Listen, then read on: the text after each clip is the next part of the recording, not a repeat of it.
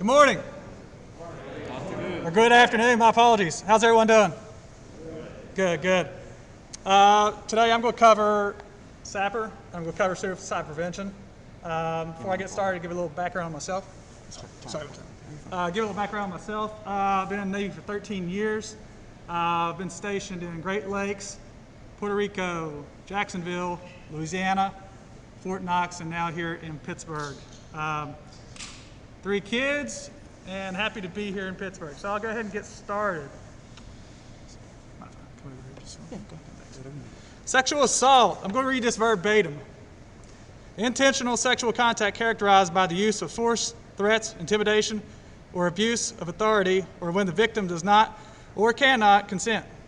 As used in the DoD instruction, the term includes a broad category of sexual offenses consisting of the following specific UCMJ offenses: rape, sexual assault, aggravated sexual contact, abusive sexual contact, forcible sodomy, forced oral or anal sex, or attempts to omit these offenses.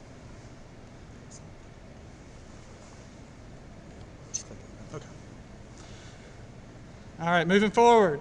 Other unwanted sexual contact, inappropriate touching or causing another person to touch sexual areas either directly or through the clothing, indirectly through the genitalia, anus, groin, breasts, inner thigh, or buttocks.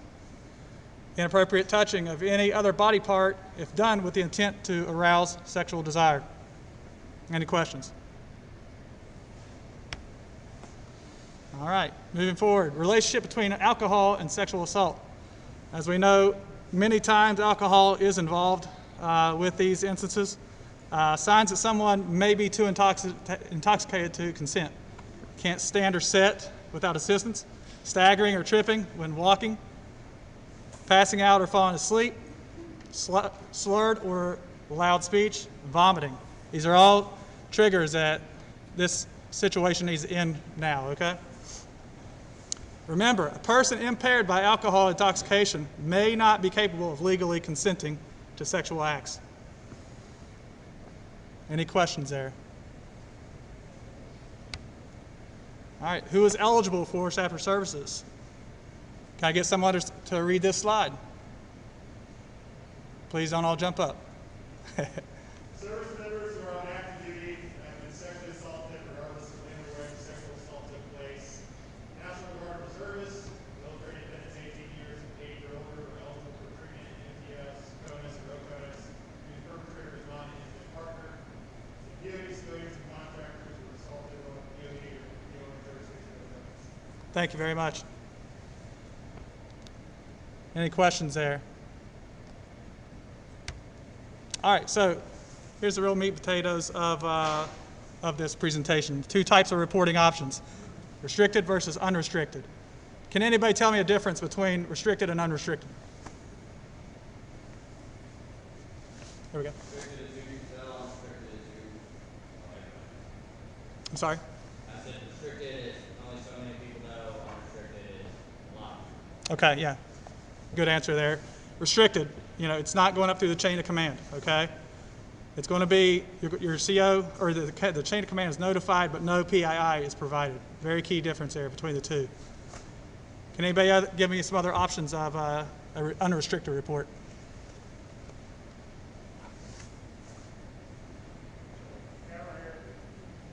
Sir. Yes, sir. Yes, sir. Could everyone hear that? Thank you, sir. All right, so just some key differences here. Unrestricted reports to any military personnel, command's notified, NCS investigates, SARC UVA, the SAPR VA, support. And then you have your medical, your counseling, advocacy, chaplain, VLC, and legal assistance. And I just want to stress this one more time. With a restricted report, the chain of command is notified, but no PII or HIPAA are involved in that. No NCS investigation. Still have the medical counseling, advocacy, chaplain, VLC, and legal assistance. Any questions there? All right, our SAPR Services, 24/7 response to victims of sexual assault. Information and referrals for support service. explanation of reporting options, helping victims work through barriers, accompanying victims during medical, investigation, and legal procedures, providing victims' rights information, and assisting victims for as long as the victim chooses to receive those services. As part of the SAPR program, there's a phone that is dedicated to, a dedicated phone for the SAPR line. So at any instance, if there is a sexual assault or a thought of a sexual assault, that you can call that line for the SAPR here at the command. Confiding in others. Victims are able to communicate confidentially with the SARC, SAPR VA, Unit SAPR VA, mental health or healthcare providers, your VLCs, which is your victim legal counsel, and your chaplain. Victims can disclose their sexual assault to someone they trust, but these communications are not confidential. I say it one more time, these communications are not confidential. Communications with others may result in an independent investigation. Any questions there? Okay, a little bit about the chaplain and what they offer. Communications between the victim and chaplain are confidential. Stress that again, are confidential. Chaplains maintain confidentiality. Communications with the chaplain will not initiate a report of sexual assault, and a chaplain can connect victims with SAPR Services if desired. Any questions about chaplain services? All right, next up we do have a video here for you.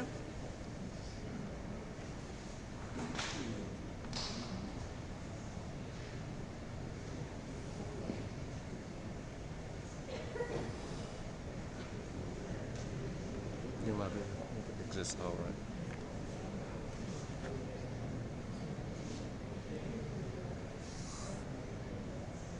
Where's the mouse here? Okay. If you're still struggling with consent, just imagine instead of initiating sex, you're making them a cup of tea.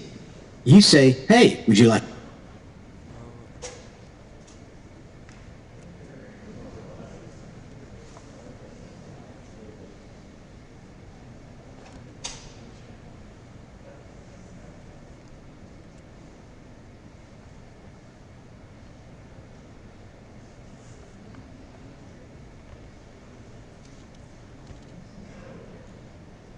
If you're still struggling with consent, just imagine instead of initiating sex, you're making them a cup of tea.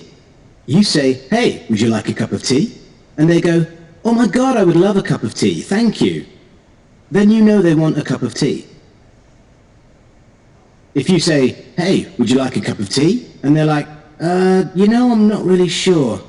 Then you can make them a cup of tea, or not, but be aware that they might not drink it. And if they don't drink it, then, and this is the important bit, don't make them drink it. Just because you made it doesn't mean you're entitled to watch them drink it. And if they say, "No thank you," then don't make them tea at all. Just don't make them tea. Don't make them drink tea. Don't get annoyed at them for not wanting tea. They just don't want tea, okay?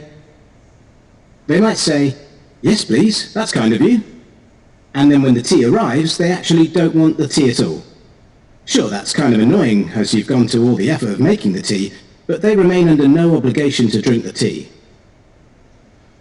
They did want tea, now they don't. Some people change their mind in the time it takes to boil the kettle, brew the tea, and add the milk. And it's okay for people to change their mind, and you are still not entitled to watch them drink it. And if they are unconscious, don't make them tea. Unconscious people don't want tea, and they can't answer the question, "Do you want tea?" because they're unconscious. Okay, maybe they were conscious when you asked them if they wanted tea, and they said yes, but in the time it took you to boil the kettle, brew the tea, and add the milk, they're now unconscious. You should just put the tea down, make sure the unconscious person is safe, and this is the important part again, don't make them drink the tea. They said yes then, sure, but unconscious people don't want tea. If someone said yes to tea, started drinking it, and then passed out before they'd finished it, don't keep on pouring it down their throat. Take the tea away. Make sure they are safe, because unconscious people don't want tea. Trust me on this. If someone said yes to tea around your house last Saturday, that doesn't mean they want you to make them tea all the time. They don't want you to come around to their place unexpectedly and make them tea and force them to drink it, going, "But you wanted tea last week," or to wake up to find you pouring tea down their throat going, "But you wanted tea last night." If you can understand how completely ludicrous it is to force people to have tea when they don't want tea, and you are able to understand when people don't want tea, then how hard is it to understand when it comes to sex? Whether it's tea or sex, consent is everything. And on that note, I'm going to make myself a cup of tea.